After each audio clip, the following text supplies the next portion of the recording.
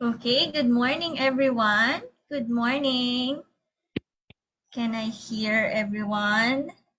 Okay, so welcome. Welcome to our fifth webinar, Revitalizing Socio-Ecological Production Landscapes and Seascapes webinar series. By the way, I am Anne, and I will be your host for today.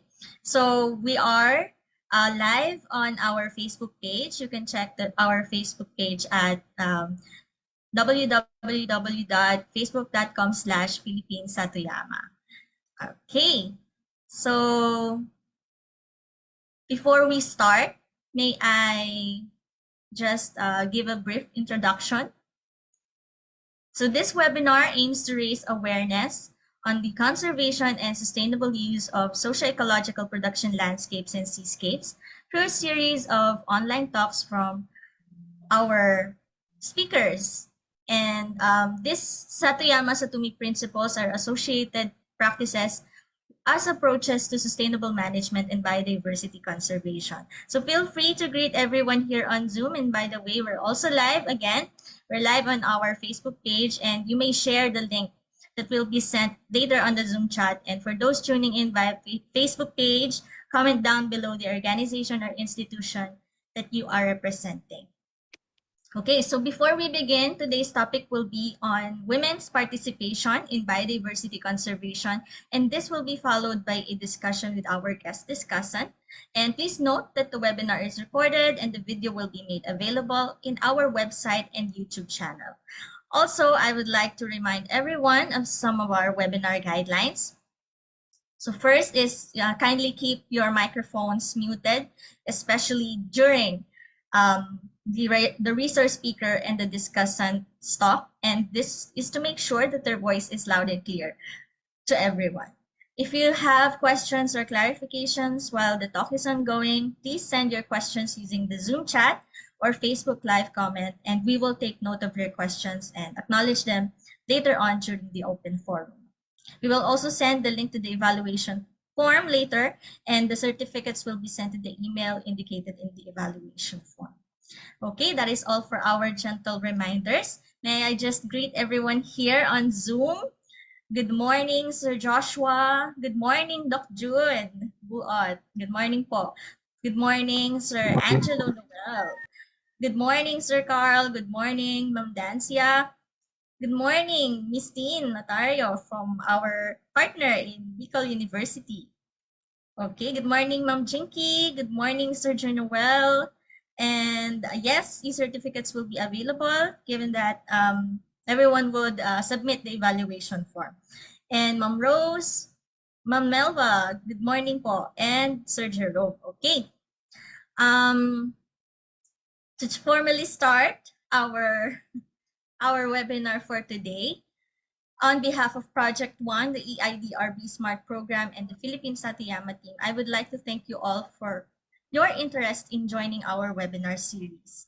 The socio-ecological production landscapes and seascapes or SEPLS originally came from the Japanese word Satoyama and Satumi, which is anchored from the principle of living in harmony with nature.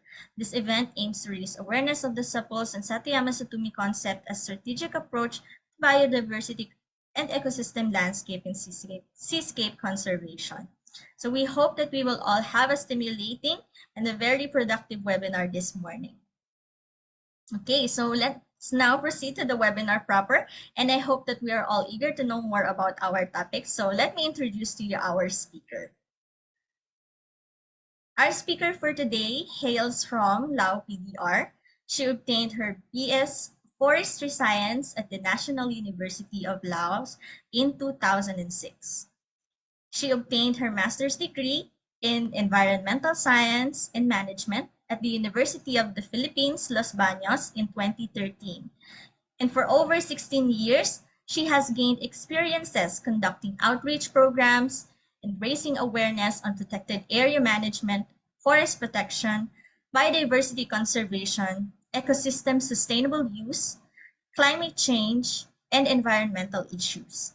She focuses on environmental issue analysis, strategic planning, and review about the management effectiveness and monitoring and evaluation of non-formal education, outreach, and awareness activities. Currently, she is an environmental education and awareness consultant at the GFA Consulting Group, which is based in Hamburg, Germany. Ladies and gentlemen, let us all give a virtual welcome to Ma'am Sysomphane Sengthavideth. Good morning, Ma'am Sysomphane. The floor is yours.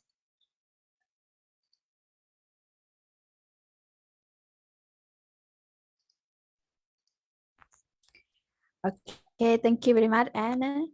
And um, thank you for this program to let me in and have a chance to present my previous research on women participation in biodiversity conservation in the Nam Pulai National Protected Area.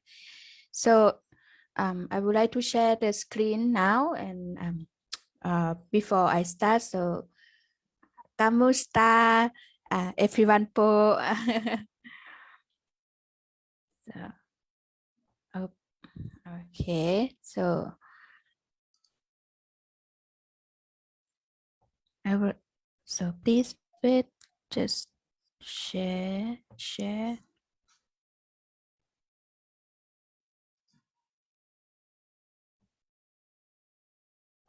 Okay, so everyone can see my presentation now. Yes. Yes, ma'am, we can see. Thank you. Yeah. So before I start, I would like to briefly a bit about the presentation that this research since 2012, now 2022, so 10 years already, no? In that time, the results of the research, how to say, after this research, I came back to my country and I present about the result of this research to some national protected area in Laos.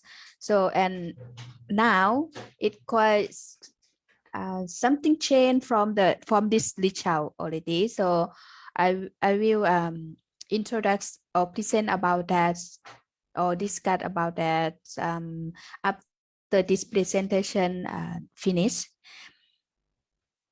like an update situation of this topic now.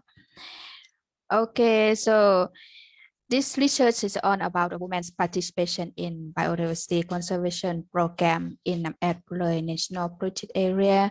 So now they change the situation to be national park already, but I will still call the national protected area because in this during the research the situation still be national protected area in Hua Phan province. Okay, and this research in 2012. Oops. Okay. This the map of Lao country. You can see here the map of Lao country, and Nam Pulai National Forest area in Hua Phan province here in the north of Laos. So we can see the yellow border. You can see the yellow border. The yellow line is the border of national protected area. But the red one inside the yellow is a prohibited zone. No, because in this protected area they divide to be like a prohibited zone, a corridor zone, and control or they call use managed zone. So they divide to be 3 zones. So and the research I research in 4 villages to be our target for research. So the 4 villages totally of the respondents number is 192 respondents. Yeah, and we come to see the 4 villages that research in come back to see the name. Okay, you can see here we have Nam Learn village is here inside the protected area, and That Hia village is outside. This is the town, no? In the town, and Son Khoa village in and Pieng Di village in the border. Why border village had two villages that for research like a Pieng Di and Pieng Di and Son Khoa, because Pieng Di and Son Khoa they have a tourism program two villages. That's why we get two villages for this research, but for other we get only one. So we divide zone of the research is like inside the village inside prohibit area, and village and the zone of the like a far from the protected area in the town, like a zone number 1, and zone number 3 is like border. The village had border, the village border and protected border. So we have 3 zones. This is the result of the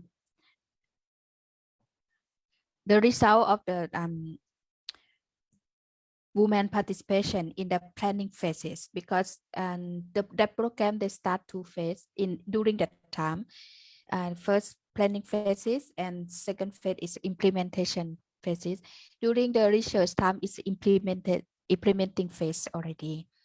So in the planning phase we can see the look at the legend first. Pieng Di is a blue legend. Son Khoa village is a orange legend, and That Hia village is a gray legend, and Nam Neun village is a yellow legend. So we see the results of the planning phase that women participate quite low, quite low. As we see for example, when they start is they analyze the programs inside the protected area, and we can see only Pieng Di village that's 2% of women there can participate, but none other 3 villages of the research participant. And also the decision making also, because during they participate here, so they can decide here about which program. And Sam. It's now my college, and the rule and regulation during they will start, right, the planning phase. They have to create the rule and regulation for manage the protected area. As we see, only Son Khoa village. Why Son Khoa village attend this rule? Because this time they said the rule this not mean the rule of the whole of protected area, but the rule of the ecotourism program in there, because they have in Son Khoa village they have an ecotourism. But the annual planning, non any women in 4 districts in 4 villages attend or participant. Hello, somebody have question? Okay. So, and if we compare the percentage of the women participate in the implementation phase before is a planning phase, now we come to see the implement and think phase. How much percentage of the women participate in these 4 villages? We can see the annual meeting, not any of women in 4 villages participate. And for zoning only That Hiem and Pieng Di, a little bit percentage attend. And conceptual meeting, this we ask why quite high more than zoning and annual planning. And according to answer is because they implement this meeting in the town. So That Hiem village is in the town, so they have a chance to participate, especially the woman who is officer, not villagers. And stakeholder meeting, so quite a little bit pattering non any of women to attend. But we look special. The education outreach is high of participants of women survey, so non any and ecotourism only zone core and PND because ecotourism program has only cover how to say the area of the ecotourism area is cover 2 villages, so that's why we see only women in a little bit of percentage of women participate on it. This I won't say all, no, but I will just give example of some in here that attitude of the to the program. So the knowledge of that the woman has about the national protected area, this we can see the description. So look at the description. So low level. No, even if we see the benefit of the example, I will example this one. No, benefit of biodiversity conservation. So even the knowledge of they don't know that very low. They know but a little bit now about the benefit from the biodiversity conservation. So this I think link to the participation level because the participation level low, so that's why the knowledge is quite low. Only use or manage zone within the Nam Adpulai National Protected Area, the knowledge is quite high on this, so quite high level on this. This because of their village managed zone is inside the protected area, so they quite know well about their use zone. But the outside of the use zone, so the knowledge of that quite low. And we will see the attitude of the respondent toward to this program. So we totally quite generally agree the answer. Quite generally agree. Say the answer quite generally agree.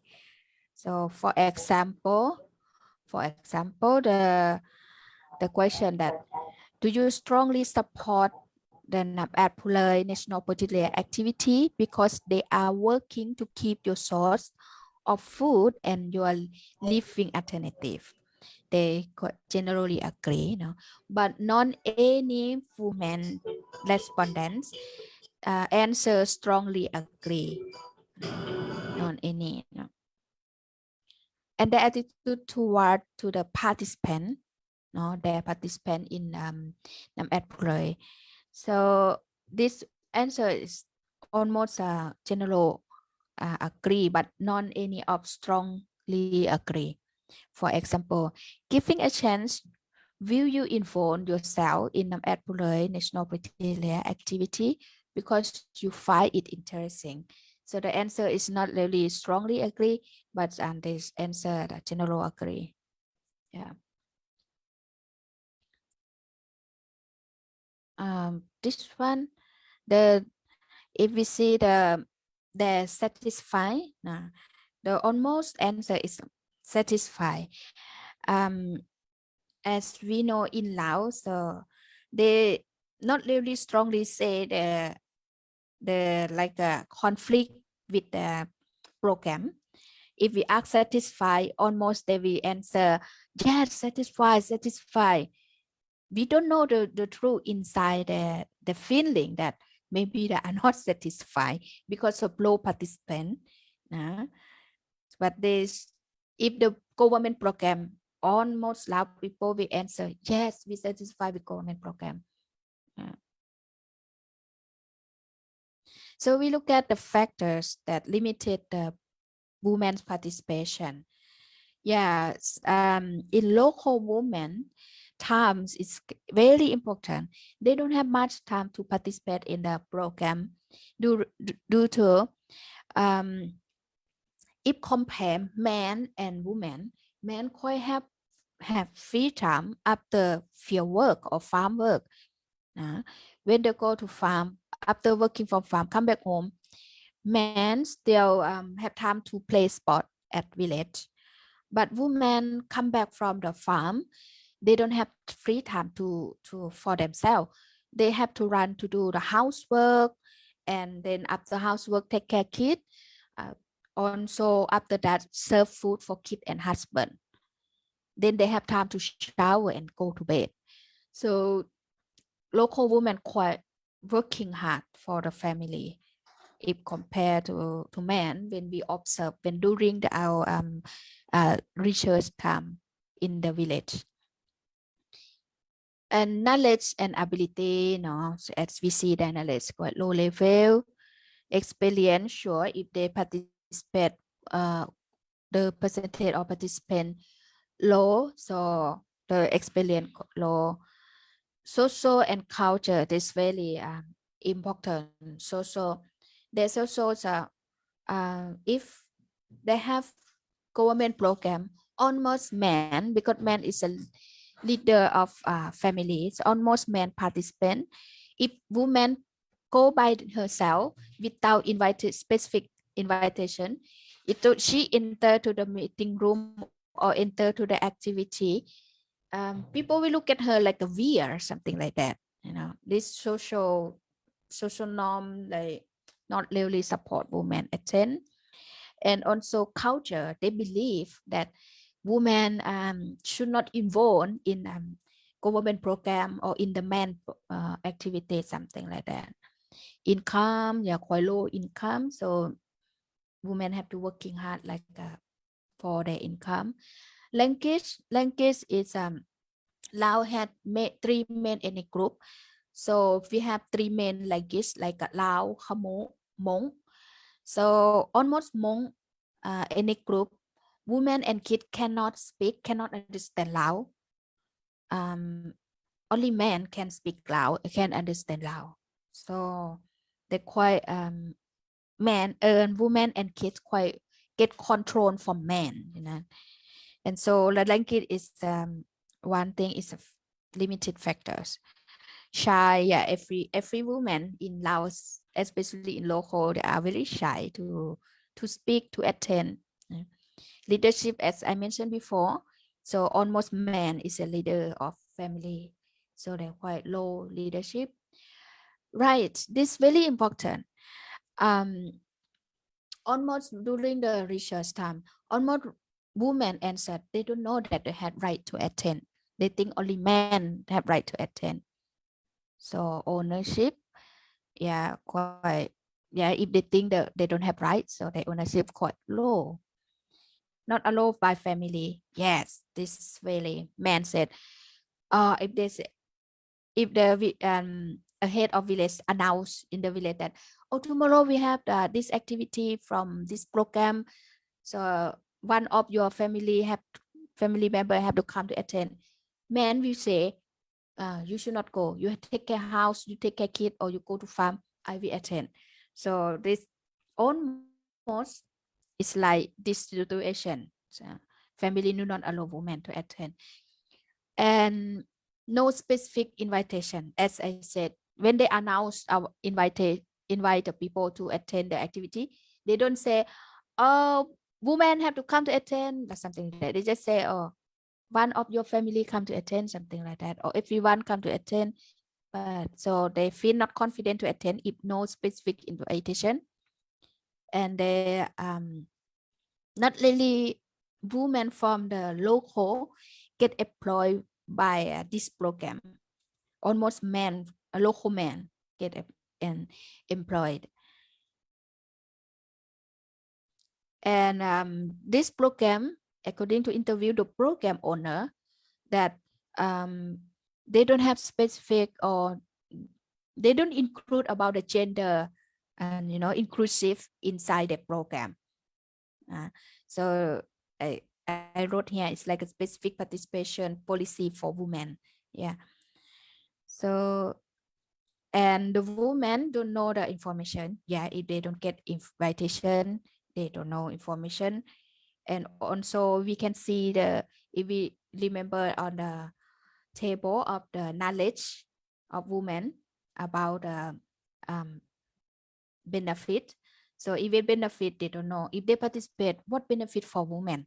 so they don't know. So that's they don't interesting enough to participate. So the recommendation from the respondents, they said NAMED program should continue its education outreach, especially for women, to help them better understand and learn more about NAMED national protected area activities, because according to the knowledge quite low, no? They suggest to do it. And also training for women aim to increase their knowledge and ability to participate in the activity now that the program provide. And women should be included, and the number of their participants increase in all activity or all levels of the program. So the research recommendation, yes, we agree with the respondent recommendation. So we come up with the recommendation here. They should promote women participate in all levels or all activity, especially in the meeting or training or workshop.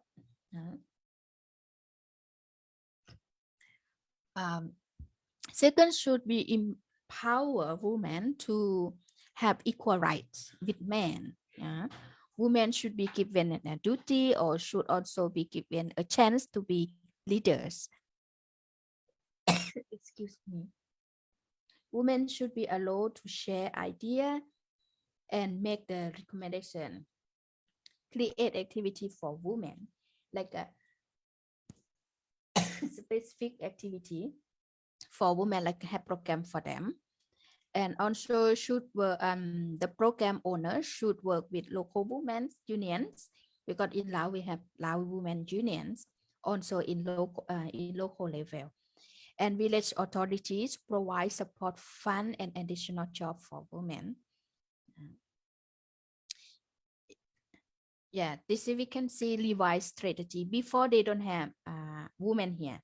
They have only program like this, and so we revise for them that women should have a chance or have a program, have activity that attend to on activity of the national protected area, and also every level, even this unit level and also the high level. They should have a chance to participate.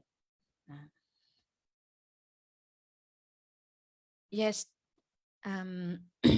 Before I say thank you, I would like to briefly about situation now. Since 2014, because I graduated 2013, come back home, and 2014 I have a chance to, they invite me to present about this research, and they respond like especially in national area where I do research. They respond that wow, they don't think about it, even they don't include about gender inclusive in their program. So now, and since now they start mainstreaming about gender inside their program, and I'm so happy or so glad now that last year in the south, one of they call Hinamno protected area is one of the national protected area in Laos, in the south province, and they interesting to try to start a program with women, because if I will go back this one. Okay, so if we look at pattering compared to other activity, okay, women, they can include women inside, but patrolling, they are feel like patrol that the ranger go inside to the forest, sometimes 1 week, 2 weeks. How come women can do that? So risky for women, it's dangerous for women. So they're thinking, no, this program, even they include women to other activity, but not patrolling activity. But this year, they have one idea that, okay, maybe they can attend. Women said they can do, but they can do in the safe zone. So now they plan to have the program for women in national protected area. Like they can do patrolling during they are going to forest, like to collect the firewood or to find food or collect the bamboo shoot or collect vegetable from mushroom.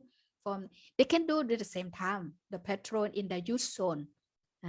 So now they start create the program and like a brainstorming for the idea. I think this is good point for starting to mainstreaming gender inside the National Protected Area program. Any place in Laos, not only the National Protected Area, the one that I do research, but can apply on National Protected Area in Laos.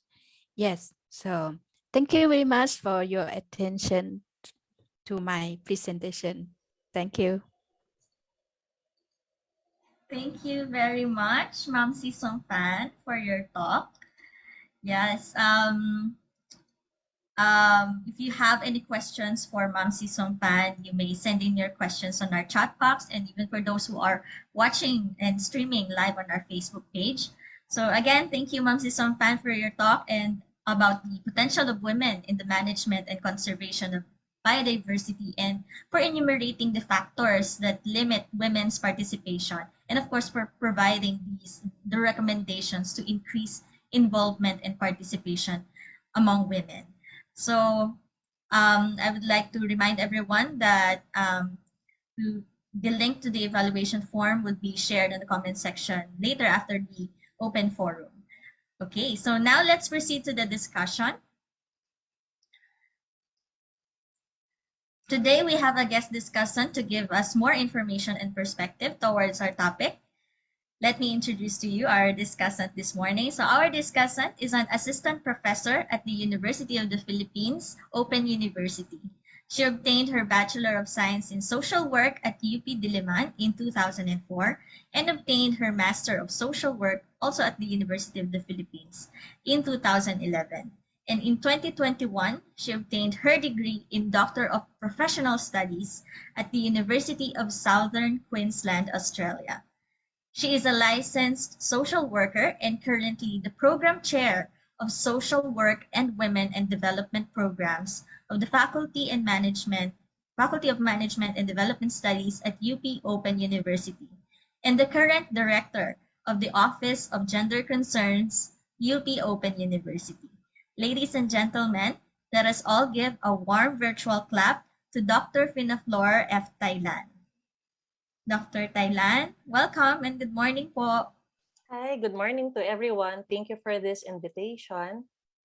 Yeah, if I may be allowed to share my screen. Yeah, okay. Thank you very much to our colleague from Lao, Te, for sharing her research. No, and this research, especially done by women, are very much vital in ensuring that women's participation and contribution in data management, knowledge sharing, and knowledge generation, especially researches on women's participation. No? These are very much important in our knowledge management and development. So I'm happy to share with you my insights also, and I would like to share also some learnings that I've had in my collaborations in previous studies that we have had with some colleagues also from the University of the Philippines, Las Bañas, which I will be sharing to you very briefly later. Okay. So I hope you are able to see my screen. There. So we hope that I hope that in this presentation I will be able to tackle very briefly, due to the interest of time, some points that we can ponder and we can reflect on in terms of trying to widen and making the participation of women in terms of quality, no, in biodiversity and environment management. I'm not an expert in biodiversity and environment management, but I'm happy to be part of some teams in relation to providing insights on the social and gender aspect of their biodiversity and environment management programs. From the presentation of our speaker a while ago and from some researches on related literature on similar topics and researches, from not only in the Philippines, but also within our region, specifically in Southeast Asia, we could see that there's really a limited participation of women, just like what was mentioned by our speaker, no, in particular in environment conservation and management. And I could see that this is also similar and consistent to how women are in terms of their roles, no, and venues provided to them in terms of participation, and and how they are perceived, no, in terms of how they should be participating in the society and in the community affairs in general. So we could see similarities, we could see the consistency, we could see the alignment of how women are seen in particular programs such as in environment management, with that of how women are also perceived in general community affairs, which are also drawn for how women are seen in the household. So we could see the alignment and consistency of those perceptions. Because there is still a growing in the Philippines. We have been it's a roller coaster ride, no? Even in the Asia and even around the world, it's a roller coaster ride in terms of widening participation of women and changing perceptions about women's roles. There are some years or decades that we are very much champions in terms of gender equality, in terms of ensuring widened participation of women. And then there would be times that we would step backwards many steps. And somehow we are feeling that the successes that we have had previously did not reap fruits that much. And then we again do more, and then the cycle goes on, no? But still, no, the struggle continues, and we're still happy to be hearing more also successes with regard to this gender mainstreaming. And this is also similar to our ground situation based on a particular research that I've had with our colleague from UP Los Baños. I think Sir Mark Raben is here. He's actually the one invited me in that research, together with one of his colleagues also in IBS in UP Los Baños, also Sir Donald Luna. No? We have this research in one of the mangrove areas here in Luzon. For sure, we will be presenting more of this, but just briefly, presenting this in other occasions, but very briefly, we have had similar results to what has been presented by our speaker a while ago. No? So in terms of roles, the perceived and suggested roles of women in that particular area in mangrove management were on direct activities and mangrove. There were no roles in terms of decision making and leadership that have been cited and that have been perceived by both men and women, and even by women themselves. No, these were not cited.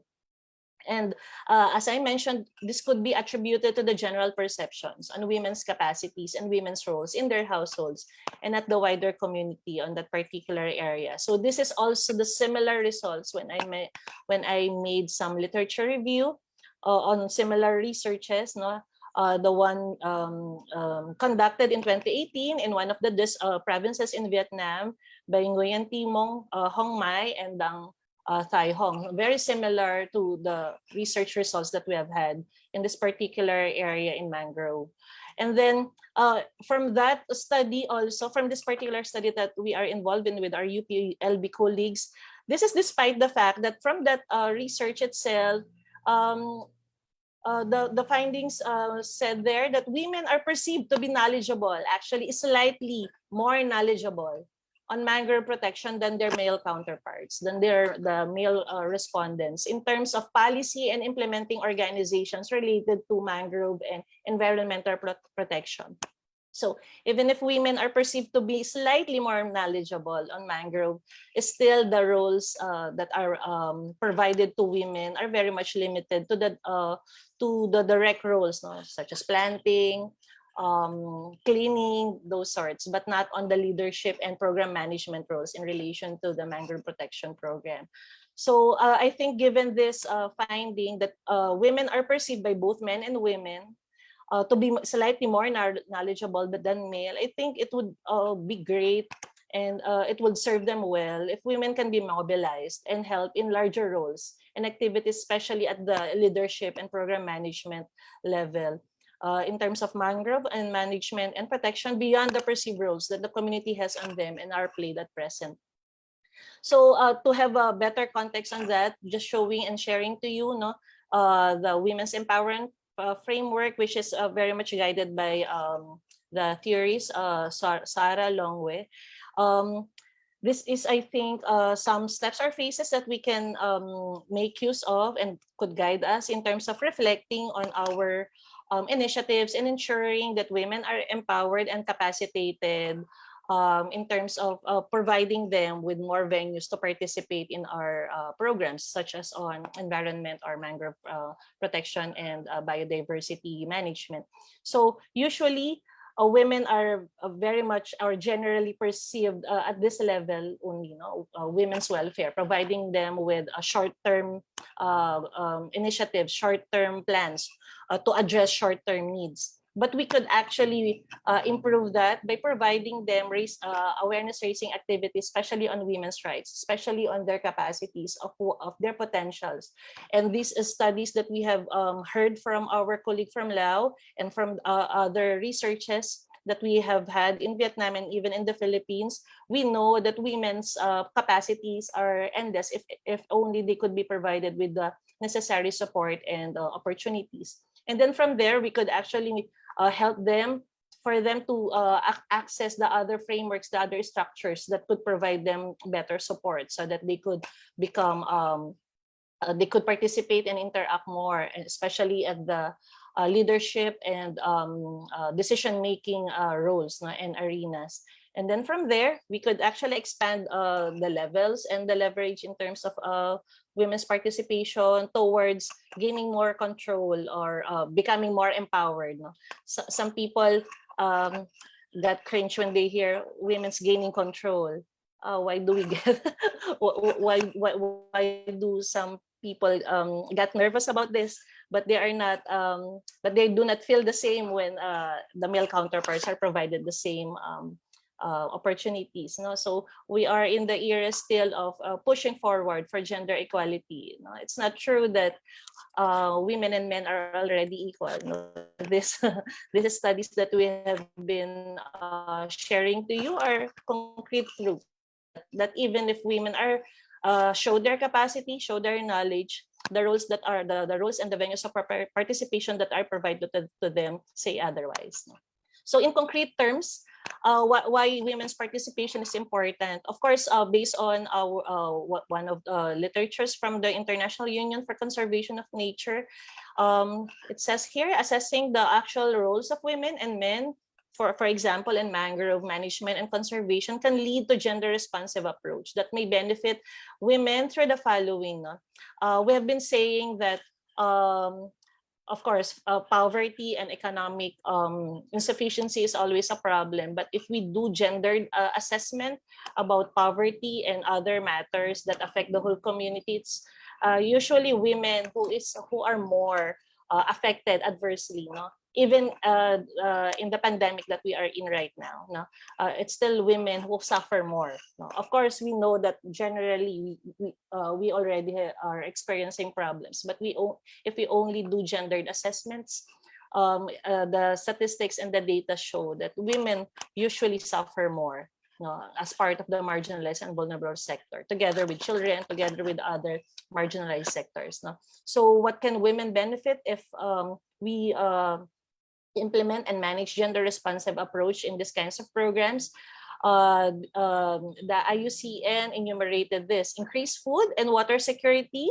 The first one will not only benefit women, actually, increased food and water security, it will benefit the whole household and in general, the whole community. Women can also gain leadership and voice.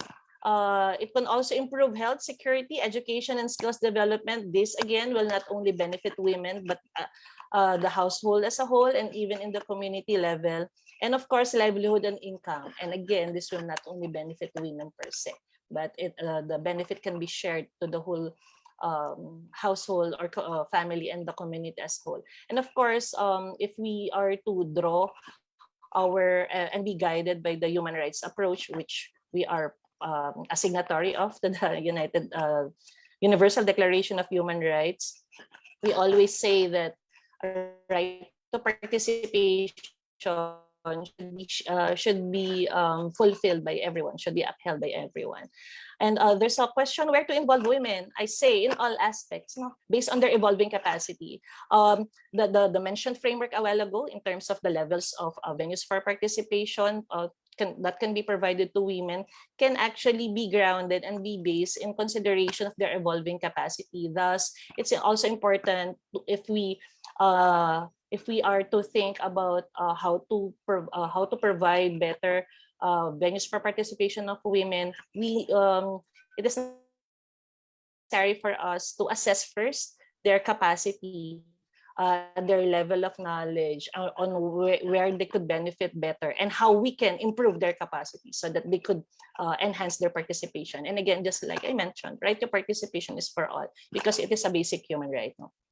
So in more specific terms, now what can we expect if we are to do this, no, to include more women and to provide them better venues for participation? It could lead to gender mainstreaming, which is actually a policy for government institutions, especially in the Philippines. No?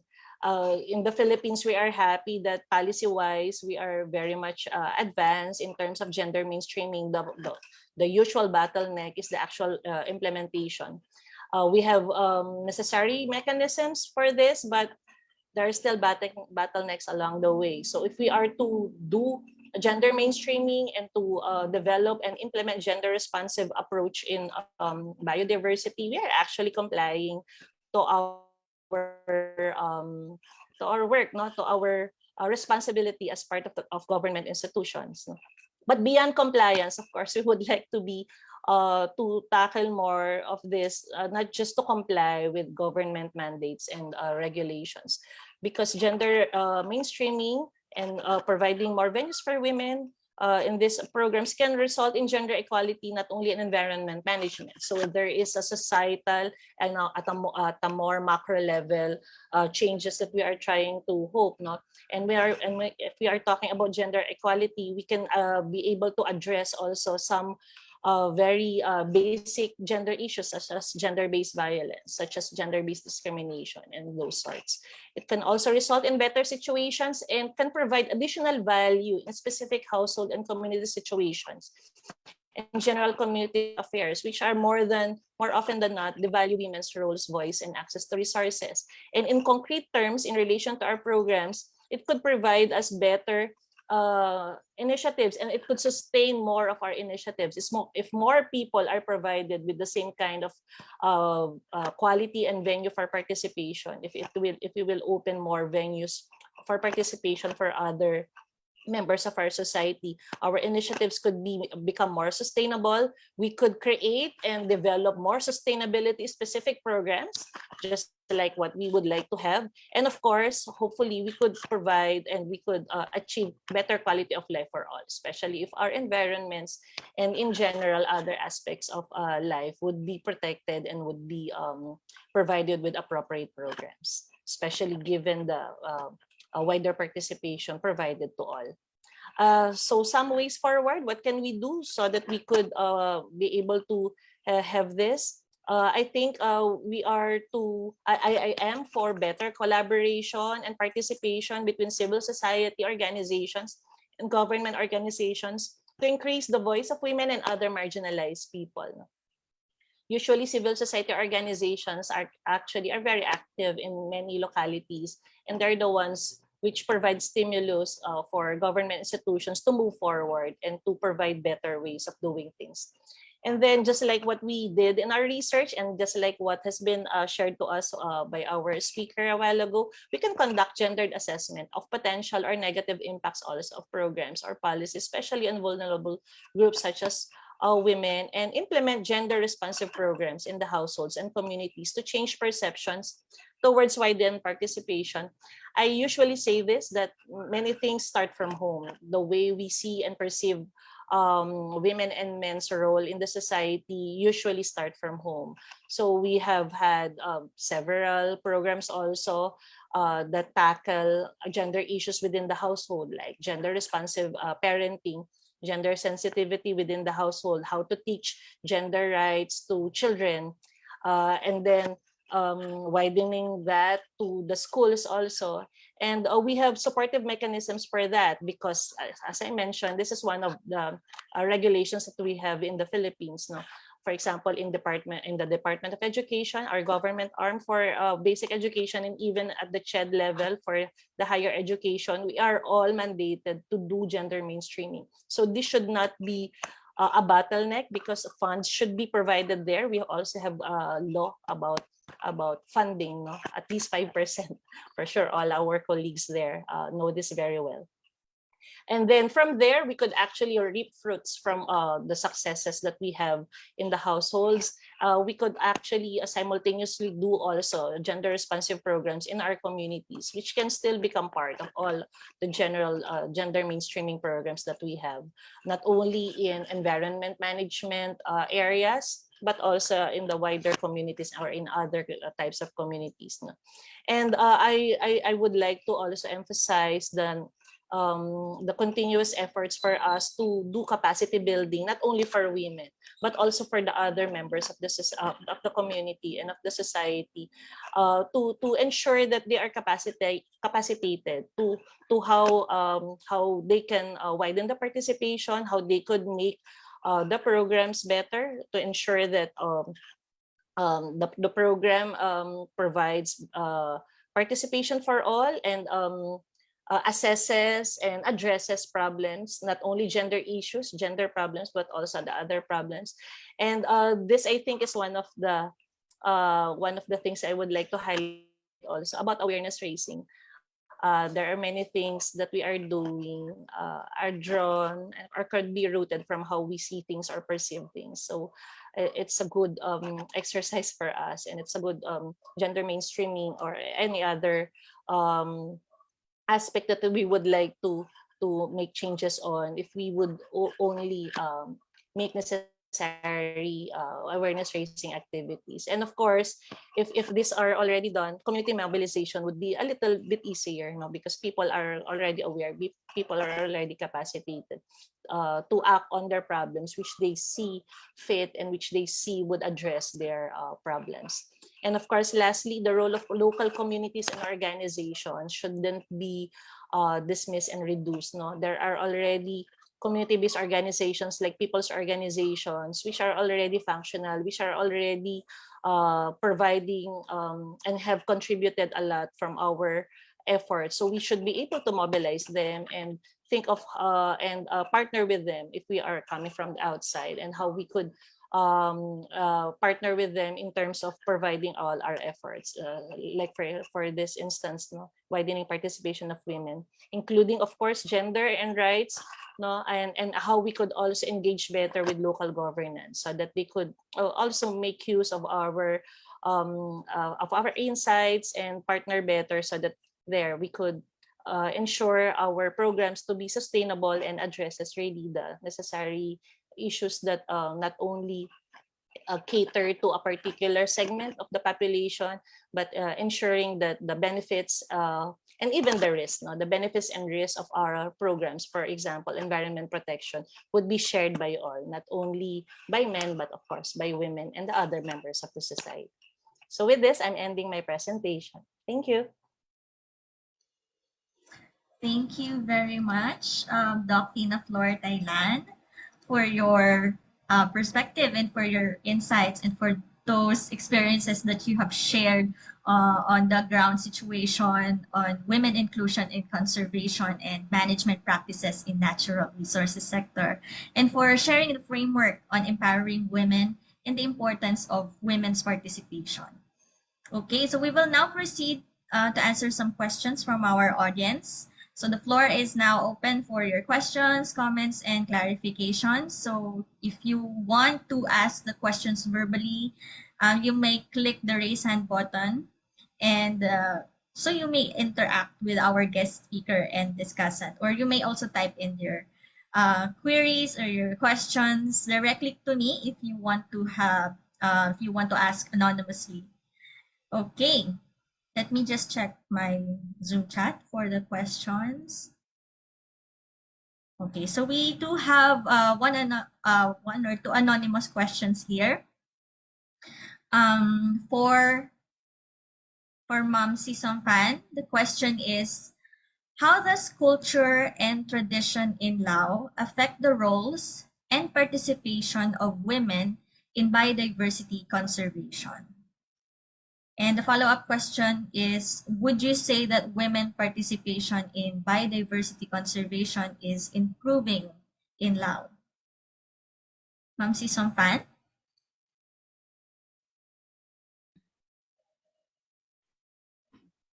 Yes. Okay. So the first question, that's about how could you repeat the first question?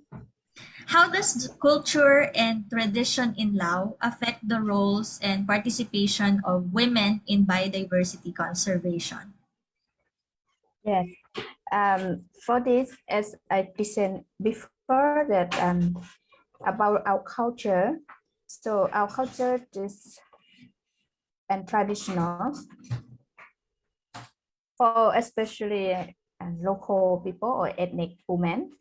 That's the culture, and so they believe, because they practice long time already, now that they believe women cannot attend to the program, that if they have project or program that come from government, so they said women cannot attend because women don't know anything about the politics, about the like program works or activity to implement something like that. They believe that women cannot do so, and women should not attend. They especially the men, if they mention about women, they said, oh, I'm shy to let my wife attend. My wife might do something shame, something like that, might do something wrong, or might do something. So they think like that. They believe, not only think, they believe that women should not attend, women cannot do something like that. That's how they're believing, the culture and traditional. They believe only women should be at home, take care kid, take care husband, take care housework. Women have to follow the order of men, especially husband, the leader of a household. Then that's the believing. If which women, even they attend, they cannot raise their voice. If they raise the voice, everyone turn face to her and look weird, something, So it make women not confident to attend, and then she won't attend anymore. Like that. There's how it effective to the woman role for participant. As the culture and traditional quite strong in Laos, especially in local. Even in the town, in the city, even where I'm working here now, the project, women attend. Yeah, you will see number of women attend. Oh, in the city improve the percentage of women attend. But if we observe real situation, is the voice from women very rare, still limited by woman herself. She's not confident, and she think it's not right, or it's not correct that women have to speak much like a man, something like that in the meeting. They have to listen the man. Even in the town, still the situation. Okay, yeah, that's for Okay, that question. Yeah, so that's all for the Thank you question. very much, Ma'am How about Sysomphane. second question? Yes, the follow-up question is, would you say that women participation in biodiversity conservation is improving in Lao? So you were able to somehow present a little bit on your study earlier, but how about in other protected areas or in other landscape restoration? Okay, yeah, this one, if look the real situation in Laos, since I do research 2012, come here now 10 years, very slowly of improving the women participation. But if according to observe, and also in Lao now start have the many project or many program about gender equality now in Laos, like a starting boomly more than if compared to 10 years before. And one project belong to GIZ. They also include me to be the consultant about. They start this year to create the standard about the gender inclusive or gender responsive in the program. They start to do the standard guidelines. Just this year, just start the standard guidelines. So yeah, improve but slowly. Yeah. Okay, thank you very much, Ma'am Sysomphane. Another anonymous question.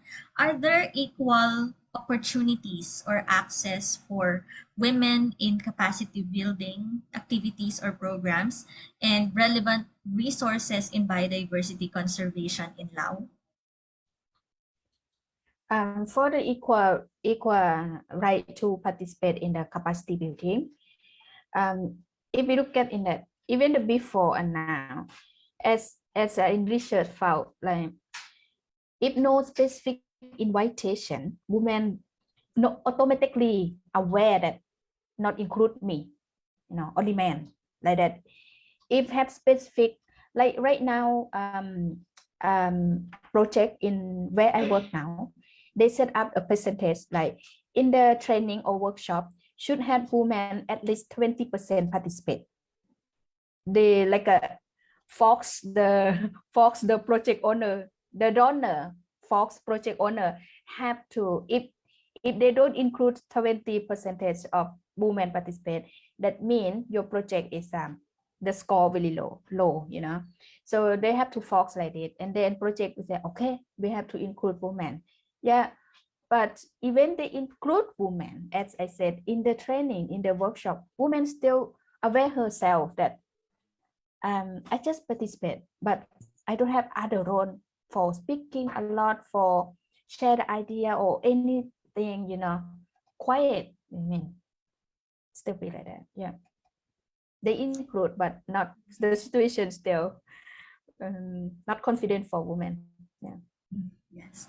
Thank you very much, Ma'am Sysomphane. Yes, I think I do believe that there's really a need to specify, to give particular roles to the women in Lao. And yeah, thank you so much for sharing your experiences as well and your thoughts. Okay, so we do have another question for Dr. Finaflor Taylan. The question is, do you think the present administration will give clear engagement of women for landscape and seascape preservation? Doc Fina?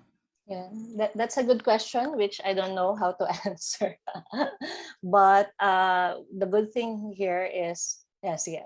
First, I haven't heard about the platform or the specific plan, no, of our national leadership, no, especially drawing from the SONA that has been that had just happened recently, and I also saw some statements from environmental groups, no, are urging some particular programs, no, to be included in the priority programs. And looking into the announced priority programs of our present administration at the national level of our president, I also did not see much about it.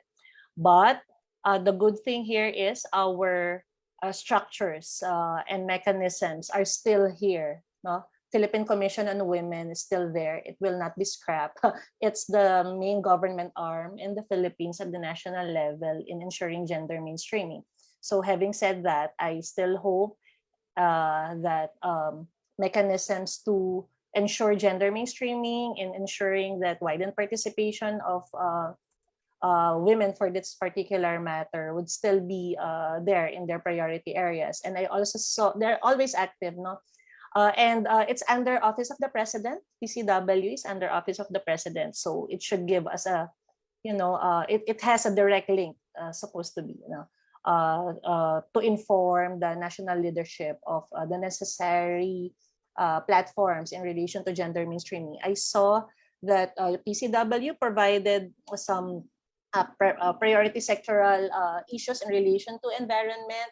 So similar to what we have been discussing a while ago, still on ensuring widened participation, especially in decision-making activities, addressing the vulnerabilities of women and girls and children in relation to the impacts of environmental degradation, those sorts. So still within the discussion points that we have been elucidating since a while ago. So there, to answer the question directly, we still have the government mechanisms. The laws are still there. Those are actually the good ones that we could actually always draw from. No? In the Philippines, we have structures, we have laws that that we only need to implement them. So that's the bottleneck there: how to implement better and how to implement more efficiently and effectively. Thank you. Okay, thank you so much, Dr. Fina. Again, another question for you from Ma'am Melba. Is there any best practice for mangrove protection and coral reef rehabilitation initiated by women to date? That's a very good question. I'm sorry, but I cannot directly answer that as I have very limited, I have limited interaction in relation to coral reef rehabilitation. No? I have some engagements on agricultural sector and how women can participate better, and mangrove protection, which I have just mentioned to you a while ago. But on coral reef rehabilitation, I have no direct engagement. But I think from our colleagues who are into women and environment sector, they usually ensure this, trying to initiate and document good practices. So we may need to, personally, I may need to research better on this to be able to have this. And for all our audiences, we may need to research more also in relation to this, so that we could document and share the innovative practices, and because it's always a good thing, if we are doing our own researches and sharing to them the necessary inputs and reflection points. Thank you for that. Sorry, I cannot directly answer the question. Thank you. Okay, thank you very much, Doc Fina. I think just to add on that, I was able to research something about an NGO which is named as Save Philippine Seas. So it's not particularly about mangrove and coral reef, but more on marine biodiversity in general. So this is led by a woman named Ana Oposa, if you know her name. She's also a graduate of UP, of University of the Philippines, and she is conducting this raising awareness on our Philippine marine seas. And yes, the chief mermaid, you're familiar with her. And not only raising awareness, but she is really involving the youth, specifically the youth, to connect once again to our marine biodiversity, and so that we could all as Filipinos could take part in marine conservation. So I hope that also helps, Ma'am Melba. And if you have any more questions or follow-up questions in mind, you may send us an email through philippines.toyama.uplb@up.edu.ph. So I'll just send the link later on. And again, thank you so much, Ma'am Sisom. Yes, ma'am. Yeah, I have a colleague actually. She is our lecturer, in women and development in UPOU. Her expertise really is on environment, Kat Viniegas. I think she's a part of UPLB also, but also with another organization, an international organization on biodiversity and environment. So maybe in the next, we could actually make necessary communication with her also. Thank you. Okay, this is noted, Doc Fina. Thank you so much for that information. Okay, so again, I would like to thank Doc Fina and Ma'am Sysomphane for your talk and for answering the questions from our participants. And we will now proceed to the issuance of certificates to our guest speaker and discussant. Let me just share my screen.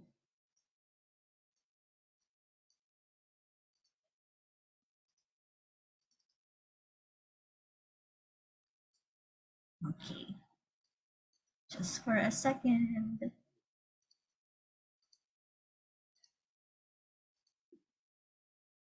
Okay, can you now see my screen po? Yes. Okay, so to award the Certificate of Appreciation, the University of the Philippines Open University, through the Emerging Interdisciplinary Research and Building Climate Smart Communities, or EIDRB Smart Program, awards this Certificate of Appreciation to Ma'am Sysomphane Sengthavideth for giving invaluable knowledge and expertise as resource speaker during the webinar topic entitled Women Participation in Biodiversity Conservation of the Revitalizing Socio-Ecological Production Landscapes and Seascapes webinar series held on 28 July 2022 via Zoom, given this 28th day of July 2022 at the Institute of Biological Sciences, University of the Philippines, Los Baños, signed Dr. Inocencio E. Buot Jr., Professor and Project Leader, and Dr. Dean Joanne V. Serrano, Professor and Program Manager. Thank you very much, Ma'am Sysomphane. And we would also like to present the Certificate of Appreciation to Dr. Finaflor F. Taylan for giving invaluable insights and expertise as discussant during the webinar topic entitled Women's Participation in Biodiversity Conservation of the Revitalizing Socio-Ecological Production Landscapes and Seascapes webinar series held on 28th of July 2022 via Zoom. Signed, Dr. Inocencio Ibuot Jr. and Dr. Joanne V. Serrano. Okay, thank you so much po, Doc Fina and Ma'am Sysomphane. And for our announcements, we would like to invite you on our next webinar topic. So for those who were asking some questions about the mangrove, perhaps we could also wait for our next topic and next episode next month, entitled Towards Building Sustainable Community-Based Marine Conservation, the Case of Calatagan Mangrove Forest Conservation Park, Batangas, to be presented by our next speaker, Mario A. Kudiamat, Dr. Mario A. Kudiamat of the University of the Philippines, Los Baños. So you may scan the QR code flashed on your screen, or you may also click the link that I will be sending later on at the Zoom chat. Okay.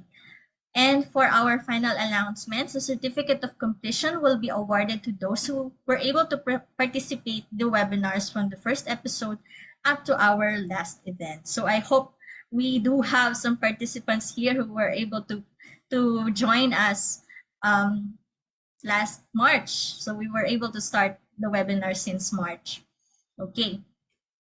And yes, I would like to request everyone to open up their cameras for our photo opportunity. Let me just stop share this and also stop the focus mode. All right. Okay. Good morning. Good morning again, everyone. And Sir June is back. All right. I can see some cameras already open. How about the others? We request everyone to open their cameras. So by the way, I'll just send the link to the evaluation form while waiting for everyone to open their cameras.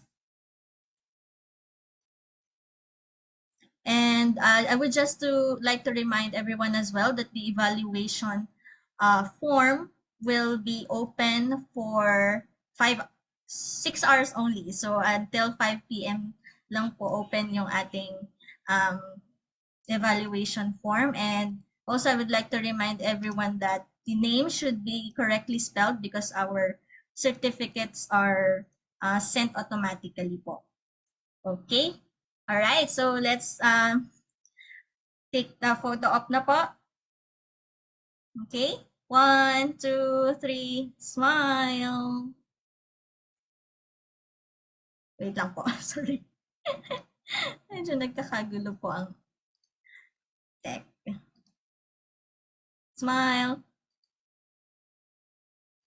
Okay. Another page po. Wait lang po. Another page pa po. Okay. 1, 2, 3. Smile. All right. Thank you so much po.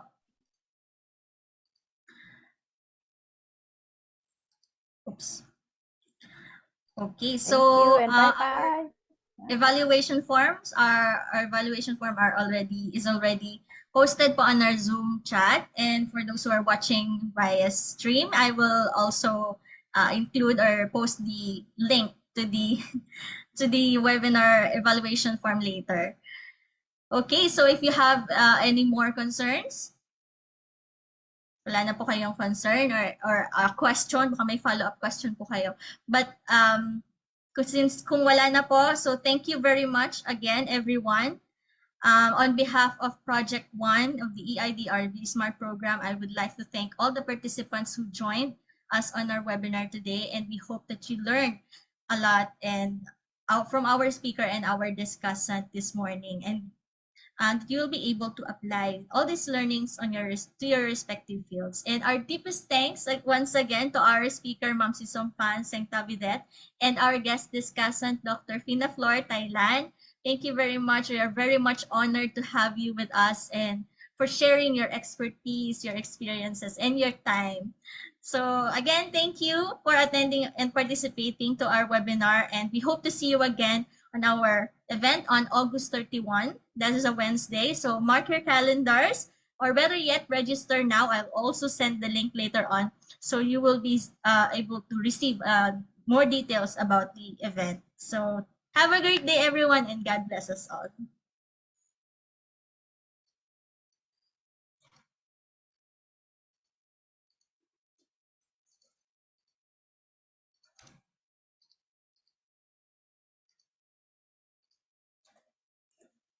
The registration link is already on our Zoom chat. So if you want to register, please do so. Thank you.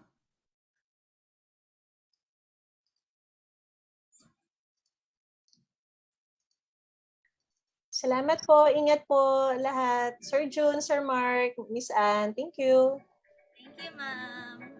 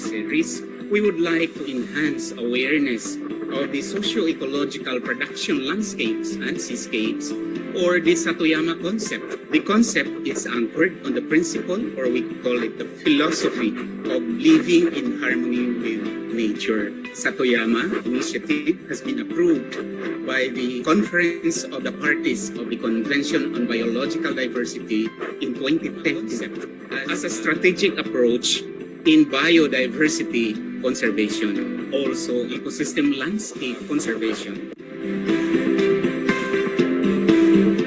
The Philippine SEPLS are threatened due to population pressure brought by rapid migration of families suffering from poverty in the lowlands and land use policy. And we can see all these problems lead to the degradation of our SEPLS. These cultural landscapes continue to fight over the impacts of poverty, population pressure, and proliferation of modern agricultural practices, which have exacerbated the erosion of indigenous knowledge system. The SEPL's sustainability is one strategy to conserve our rich biodiversity. In the Philippines, we have seen how degraded our natural resources are. So there's really a lack of the traditional knowledge as well as the deep appreciation when it comes to their landscape. And we have seen out-migration. Once they're able to find more stable jobs, the Ifugaos, both youth and the working population, would really migrate outside of Ifugao, leaving the Ifugao rice terraces abandoned. So it's really important that given the wide variation in the socio-ecological makeup of SEPLs globally and locally, as well as in their political and economic context, individual communities will be at the forefront of developing appropriate measures for their unique circumstances. So yung challenge ko sa inyo for this one is to change the way we grow food and ask ourselves, are my actions beneficial to the landscape? Permaculture is one way. It's a design philosophy, a design framework that you can use, to grow food in a way na not just for growing food or for food security, but also you have in mind yung health ng inyong landscape, ng ecosystem, and of species na nakatira doon. Without any external inputs, we can do agriculture permanently because one of the aspects of ecosystem services could be harnessed when all of this place is intact. So we just basically harnessing what's in the environment could provide us. So now people would initially thought about the SEPLs and then the permaculture design. What are these two concepts all about, or practices or movements? Are they opposing forces? And it's very clear that our speaker really told us that the SEPLs is based on the landscape or seascape ecosystem reliance, where the permaculture is about ecological design system. So instead of viewing them as opposing forces, so to speak, in thought, we could rather create a harmony, so that the interactive components, the synergy and interconnectivity of those two components, the SEPLs and permaculture, because they are operating the same platform. We have the different landscapes and seascapes, but consciously designing to augment, both two aspects desired for sustainability of our ecosystem, that we could harness a much better ecosystem services without jeopardizing our environment. So we have to start earlier in restoring our ecosystem, and I have to say, it's not an easy task. Practically, we are challenged by awareness, we are challenged by lack of resources, we are challenged by climate change, we are challenged by economic system, we are challenged by government policy imposition, all sort of things. So don't ask me when is. I think it is a time to take action. After this seminar, start to think about collecting seeds. Reconnect with your rural friends. Ask for some local seeds. How do you do that planting? Engaging your kids. Take action. We can also maybe level up this idea of ecosystem to not just a plainly homogeneous area in our environment, but rather looking at distinct patches, or maybe like in the context of a satoyama. A satoyama is a collection of different land uses or patches. So maybe an environmental unit that we could restore or that we could accelerate its recovery is at that level where we could see different patches of lands. The civil society organization play a vital role in promoting sustainable socio-ecological production landscape and seascape utilization and management by connecting various stakeholders to support local communities, and also by producing policy recommendation through on-the-ground experience and disseminating information and story of self-sustainable management to public. One of the very interesting secret or tip to work with government organization is polite but persistent. This is the term that they use. You cannot stop or cannot give up to make the governmental side understand your objective, and then if they cannot accept the way that you work, so start to talk to them and make them learn and adjust the way of working together, because finally both sides has the same goal to conserve natural forests or natural resources, but the mean or the way of working may be different, so just try to find the same the point that everyone can collaborate. And hopefully this will spread out not only in Thailand but also in areas where such undertaking is applicable. Hopefully, the involvement of civil society groups and other organizations towards restoring seascapes and landscapes will continue, and more groups or individuals will join. We need to restore and sustain our sociological production landscape and seascapes for the benefit of the humanity and the environment.